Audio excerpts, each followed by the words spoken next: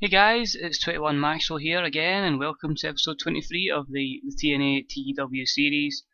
And what my mental state has been today, this is so far recorded in advance that today was the day that for people that follow all the Football Manager stuff, that Stoney slipped up and lost the league championship with Southampton.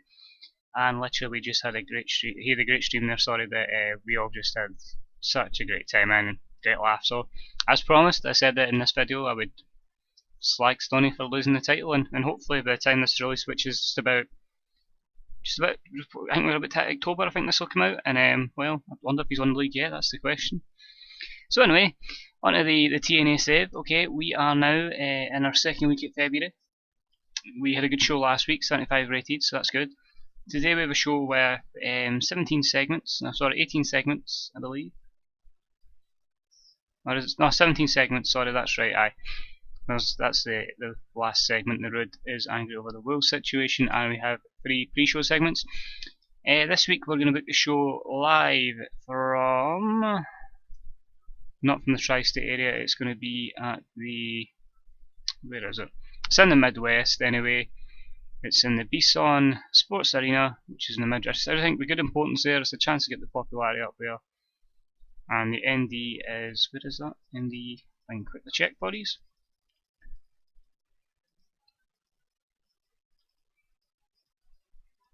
In Fargo, North Dakota. There we go, that's what I was looking for. North Dakota, this show is just a small wee arena, just a chance to kind of try somewhere else out and get a show there, because I thought we kept doing the same kind of shows in the the tri-state area, and that was making lesser attendances because it was happening so frequently. So giving it to somewhere where it's not been, hopefully, you know, you'll get a crowd out in force. So I say I got a lot of segments booked, and let's get cracking on with DDP's first proper full show in charge. So we start off, and about that had good crowd and good action. Eddie Kingston defeats Matt Hardy in 7:01 by pinfall with back fist to the future. A 67 rating in front of the just under 4,500 here at the Bison Sports Arena in our first dark match.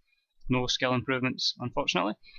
Next up, in an awful match that was completely devoid of any heat, Alexia Thatcher defeated Serena in 5:35 with the heart kick. During the match we also had Alisa Kay run in and attack Serena. The reason that is Serena did not want the job out, but I'm trying to push the 2 heel knockouts. Serena's push will come eventually when we get something for her. So she was furious at the booking, and that explains the 31 rating, although she's improving her performance skills.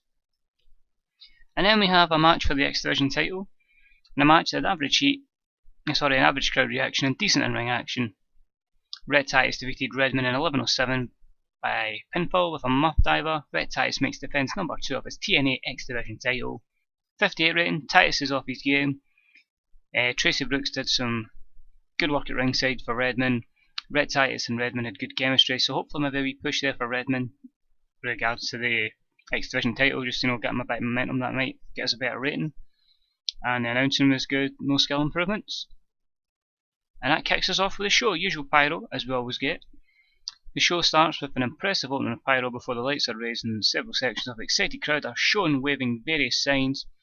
The focus then switches to the announce table where Jim Ross and Mike Tenay introduce and hype tonight's show, and the expected impact the likes of Austin Aries, Adam Cole, Bobby Roode and Jeff Rowe are likely to have. A 72 rating, that is solid, that has been used for main event guys, and the rival storyline between Aries and Cole progresses to the next level. We start off with a poor segment.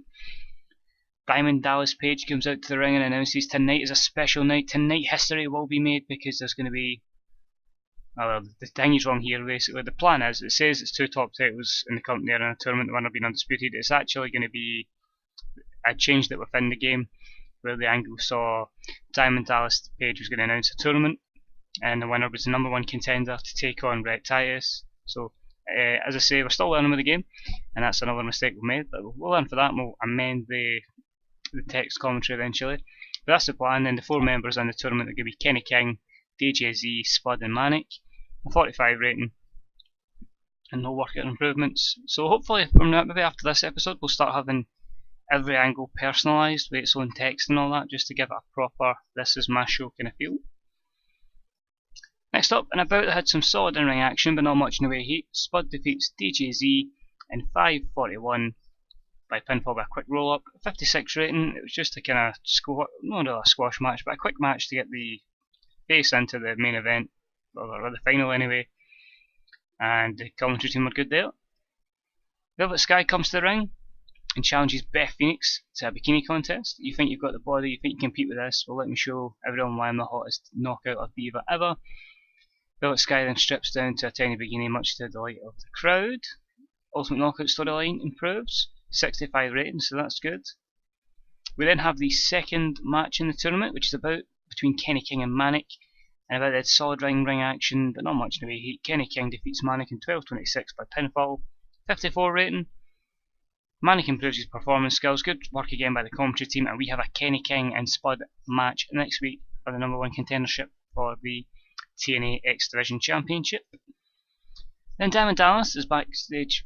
Diamond Dallas Page, is backstage with the Wolves. He's decided to punish them because he just doesn't like them, and they'll be facing Bobby Lashley and James Storm in a tag team match tonight. Rating is a 61. DDP really getting over as a heel figure at the moment, getting decent segments. That match is already booked for later on. And then Taz is hosting a bikini contest between Velvet Sky and Beth Phoenix in the ring. I don't know why it says, just featuring Taz and Velvet. The two of them are there. Velvet Sky will win, continues the knockout storyline, 68 rating again, and that's just kind of getting Velvet her chance before she gets her title shot at the pay-per-view. Angelina Love has said she's had enough of Hawkins' attitude and she won't take anymore. She says their relationship is now over and finally was able to turn Angelina Love, which we're going to do right now. She's changed to a happy-go-lucky gimmick, only a 62, which is disappointing, and only a 49 rating for the segment, but she's turning and she is going to join up with Samoa Joe's manager. The turn was a complete success, so that's good. And we'll finally get Angelina on the face side of things and taking her away from the knockouts picture to give other knockouts an opportunity. And a match had some good action. At an average heat, Bobby Lashley and James Storm defeat the Wolves in 18:24 when Bobby Lashley defeated Eddie Edwards with a spear. 68 rating. Eddie Edwards was off his game, but still a solid, upper mid-card kind of match. James Storm improving his flying skills is good. And then we have an angle where, having been ordered to leave the arena by Diamond Dallas Page, David Richards is shown being frog marched outside by a group of security guards who escort him from the premises. So this is really putting the Wolves against DDP and building up a bit of character, for the Wolves, hopefully. I don't know, a decent 68 rating. In a match that had some good action and average heat, Club Enigma defeat Bad Influence when Hawkins defeats Frankie Kazarian by pinfall using a fallen object. So a 75 rated match is really good. Good chemistry between Kazarian and Daniels.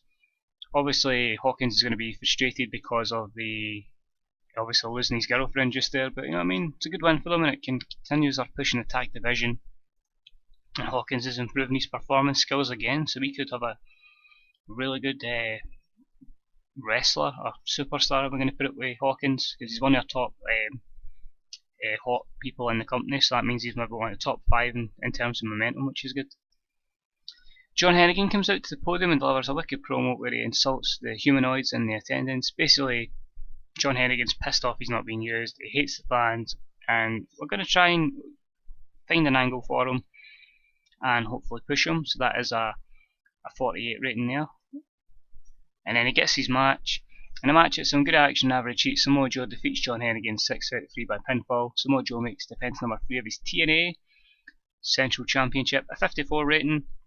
Again, the commentary team's really good, and Samoa Joe is improving his performance skills. We then have an angle in the ring. In the ring, Chris Hero and Billy Ray have a heated exchange of words, but are broken up before anything can go down. Billy Ray underperformed, which is gutting. A 63 rating. We'll try to limit Chris Hero's involvement until we get him into a proper feud, but I think he's going to face Billy Ray for now, so that's decent.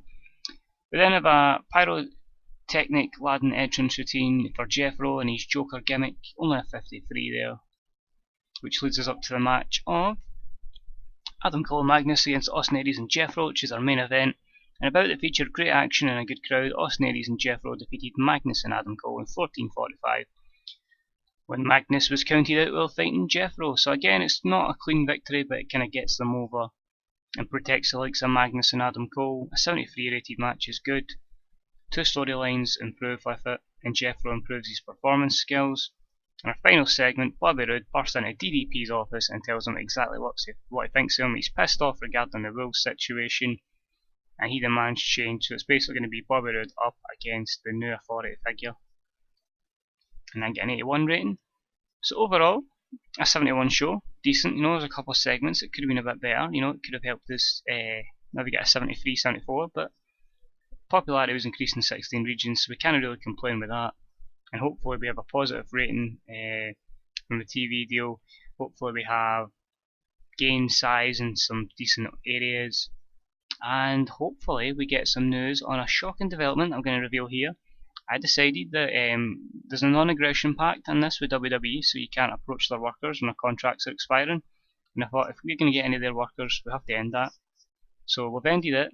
We've put in bids for The Miz and Seth Rollins because their contracts were run out. It's unlikely we're going to get either. And if we sign Seth Rollins, I'm apparently going to have a meeting with my owner because of Seth Rollins being a cruiserweight, and that's one of my owner goals. But we'll see what happens. And hopefully by the time we get our next video we'll have a bit of news on that. A bit of poor news there is Homicide gets an extension with Ring of Honor, so that rules out the plan that I was going to bring in LAX, which is quite frustrating because I've already signed Hernandez. The show got a lot of praise, 4,418 fans got a lot of praise, so that's good.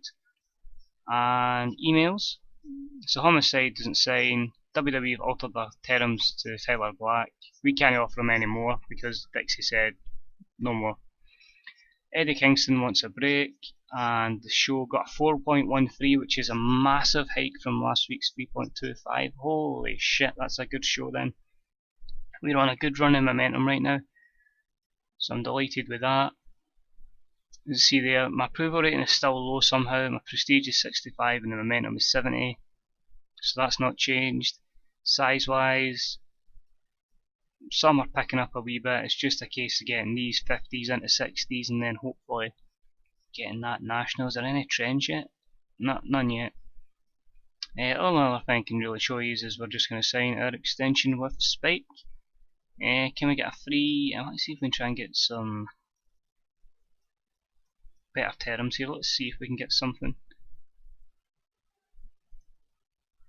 Nah, so we don't agree with the production or the advertising, which is a shame. Nah, so it's not going to be 100%, but we'll renew for, I'd say 3 seasons, because that gives us an opportunity to at least get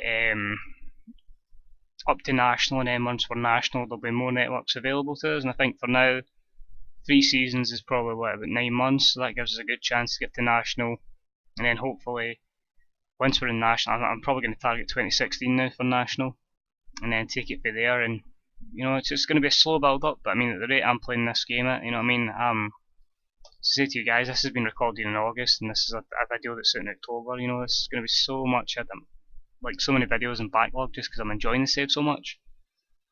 So hopefully it'll not be too long, but you never know. So anyway guys, that is it for today. Hope you enjoyed this video guys. Hope you are looking forward to the Battle of Britain pay-per-view, which will be happening in 3 episodes time. And until then guys, this was 21 Maxwell. Thank you again for watching, and I'll see you again real soon. Bye bye.